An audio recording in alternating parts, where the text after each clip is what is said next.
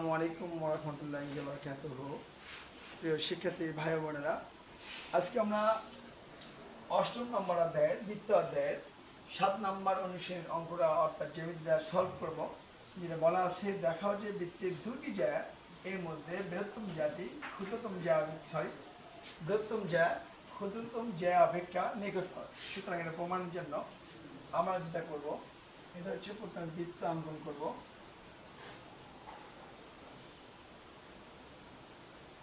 বৃত্ত অঙ্কন করব এবং দুটা জ্যা আমাদের অঙ্কন করতে হবে বলা আছে এখানে। তাহলে একটা জ্যা কাছে আঁকাবো অর্থাৎ বড় করে, আরেকটা আঁকাবো দূরে অর্থাৎ ছোট করে। এটা হলো এ বি একটা জ্যা, সি ডি একটা জ্যা। আমরা যেহেতু নিকটবর্তী দূরত্ব দেখাবো, তাই আমরা এই মাঝে টানলে নেব। একটা হচ্ছে ওই, একটা হচ্ছে ওই। তাহলে আমরা দেখতে পারি, মনে করি ও কেন্দ্র বিশিষ্ট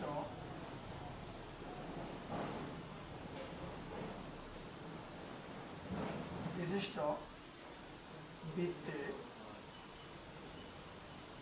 ও কেন্দ্র বিশিষ্ট বৃত্তে A B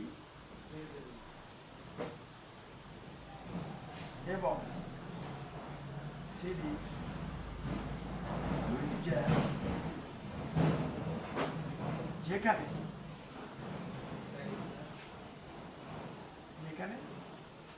A B greater than AC, sorry A B greater than C. A B হলো বড় এবং সিডি হচ্ছে ছোট। এটা আমরা দেখালেই দেখা যাবে যে এ বি এর দূরত্ব কেন্দ্র থেকে ছোট এবং সিডি এর দূরত্ব কেন্দ্র থেকে দূরে অর্থাৎ বড়। এখন আমরা প্রমাণ করতে হবে যে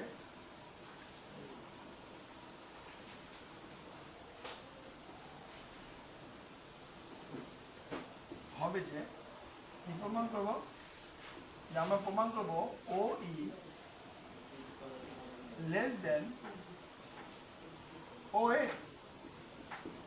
যদি আমরা ওই কেন্দ্রের দূরত্ব থেকে যদি ছোট এবং ও এর দূরে মানে বড় দেখাতে পারি, তাহলে যে কেন্দ্র থেকে ছোট দূরত্ব হবে সেই হবে বৃহত্তম। সুতরাং বলা আছে বৃহত্তম জ্যাটি ক্ষুদ্রতম জ্যা অপেক্ষা নিকটতর। তাই আমরা কিছু অঙ্কন করবো এখানে প্রমাণের জন্য। আমরা জানি যে অঙ্কন হচ্ছে যে কোনো উপপাদ্য প্রমাণের জন্য নির্দিষ্ট কখনো অঙ্কন বৃত্ত অথবা রেখা দ্বারা এটাকে প্রমাণ করা। অর্থাৎ আমরা ও থেকে এ আর ও থেকে সি যোগ করব, ও কমা এ এবং ও কমা সি যোগ করি। এবং আমরা এখানে এঁকেছি, এটা হচ্ছে ও ই লম্ব কার উপর, এ বি এর উপর, এবং ওয়েভ কার উপর লম্ব, ওয়েভ লম্ব সিডি। আমি এবার প্রমাণে যাব।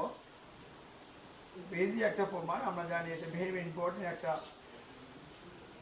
অনুশীলনের উপপাদ্য। স্টার থেকে এই কোশ্চেনটা হয়।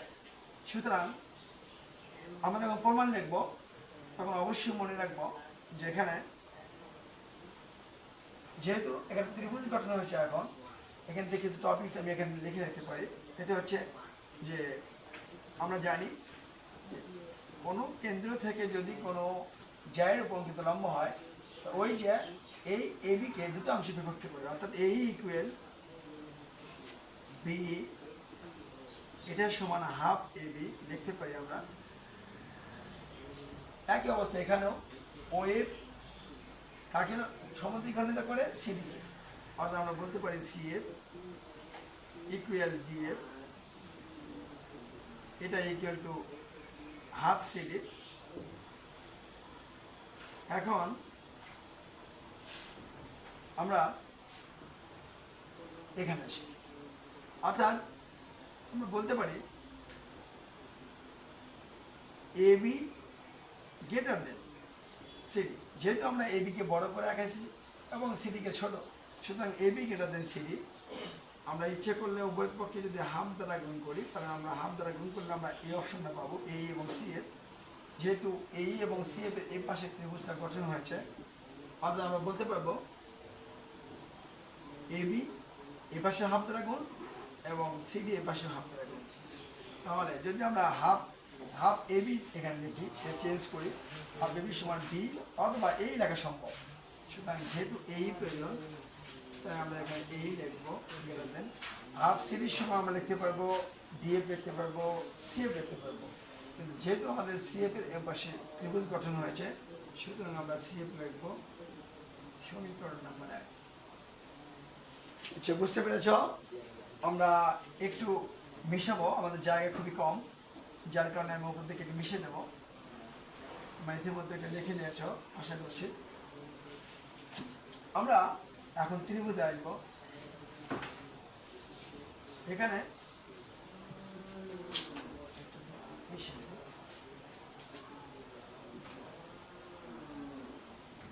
ত্রিভুজ এ ই ও হতে আমরা লিখতেই পারি, যেহেতু 90 ডিগ্রি কোণ সৃষ্টি করছে এখানে, 90 ডিগ্রি বিপরীত অধিভুজ, অর্থাৎ অধিভুজ স্কোয়ার ইকুয়াল লম্ব স্কোয়ার প্লাস ভূমি স্কোয়ার। লম্ব স্কোয়ার প্লাস ভূমি স্কোয়ার, এটা আমরা বলতে পারি সমীকরণ নাম্বার 2। এবং আরেকটা ত্রিভুজ গঠন হচ্ছে আমাদের, সেটা হচ্ছে সিএফও। ত্রিভুজ সিএফও হতে আমরা দেখতে পাচ্ছি এখানে 90 ডিগ্রি কোণ, সুতরাং 90 ডিগ্রি কোণের বিপরীত বাহু কিন্তু ওসি। আমরা বলতে পারি অতিভুজ স্কোয়ার ওসি, অতিভুজ স্কোয়ার ইকুয়াল টু লম্ব স্কোয়ার প্লাস ভূমি square, CF square plus of square. সমীকরণ নাম্বার 3। যেহেতু আমরা এখানে লিখব, যেহেতু ও এ এবং ওসি দুইটা এই বৃত্তের ব্যাসার্ধ, সুতরাং ও এ এর ওসি ব্যাসার্ধ সমান সমান হয়, তাহলে আমরা অবশ্যই লিখতে পারবো 2 ও 3 নং হতে আমরা লিখব ও এ স্কোয়ার ইকুয়াল ওসি স্কোয়ার, বা আমরা এখানে মান বসাতে পারি। এটা হচ্ছে ও এ স্কোয়ার সমান লিখতে পারি A square plus U square equal ওসির মান আমরা বসাতে পারি C F square plus O F square. বা আমরা যেহেতু এই 1 নম্বর সমীকরণে এই এবং সিএফ নিয়ে কথা হচ্ছে, তাই এ কে আমরা এক পাশে নিয়ে আসবো এবং সিএফ কে এক পাশে নিয়ে আসবো, অর্থাৎ সিএফ স্কোয়ার ছিল প্লাস এই পাশে মাইনাস, আর ওই ছিল এই পাশে প্লাস, ওই পাশে দেওয়া হবে মাইনাস। সমীকরণ নাম্বার সমীকরণ নাম্বার আমরা এখন 4 দেব। একটু মনোযোগ দেই, যেহেতু ইম্পর্টেন্ট একটা টপিক, সুতরাং আমরা এখন আসবো আবার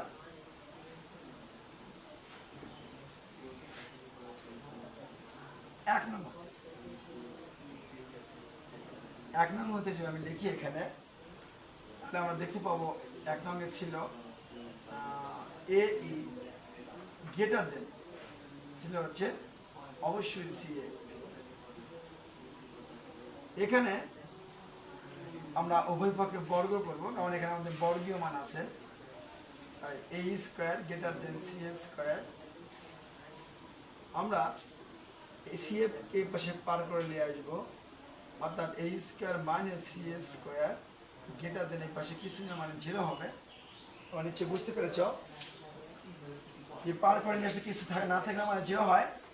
আমরা একটু এখানে আসবো, এসে দেই, বা আমরা এখানে দেখতে পাচ্ছি যে 4 নম্বর সমীকরণে এ স্কোয়ার মাইনাস সি স্কোয়ারের মান দেওয়া আছে, তাই আমরা মানটা বসে দেবো, অর্থাৎ ও এক্স স্কোয়ার মাইনাস ও ই স্কোয়ার গ্রেটার দেন 0 মানটা আমরা বসে দিলাম, বা আমরা ও এফকে যদি রাখে দিই গ্রেটার দেন ওইকে যদি পার করে দিই তাহলে পাশে প্লাস হবে।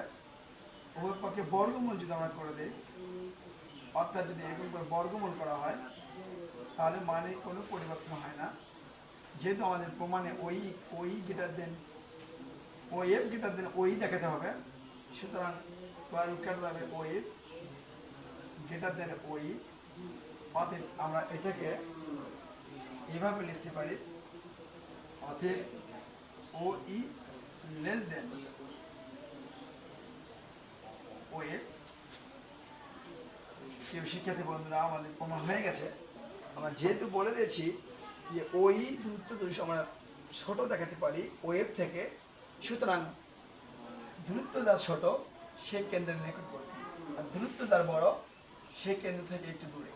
সুতরাং আমরা ওই যেহেতু ছোট এবং ও এফ যেহেতু বড়, তাই আমরা অনুশীলন থেকে এখন বলতে পারবো যে অতএব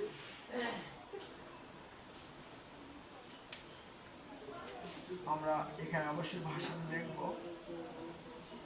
অতএব যে যদি আমরা একটা বৃত্তের মধ্যে দুইটা জ্যাকে কল্পনা করি এবং একটা ছোট এবং একটা যদি বড় হয়, তাহলে কেন্দ্র থেকে কে নিকটবর্তী এবং কে দূরবর্তী এর বোঝানোর জন্য বৃহত্তম জ্যা ধরেছি, বৃহত্তম জ্যা ক্ষুদ্রতম জ্যা অপেক্ষা নিকটতর। সুতরাং এটা আমরা দেখে থেকে লিখবো। সাধারণ টপিক্সে যা দেওয়া ছিল এটা আমরা এখানে লিখে দিলেই প্রমাণ হবে। আশা করি বুঝতে পেরেছ। আজ আর নয়, নেক্সট টাইম আবার দেখা হবে গুরুত্বপূর্ণ কোনো টপিক্স নিয়ে এবং এই অনুশীলন নিয়ে। আল্লাহ হাফেজ।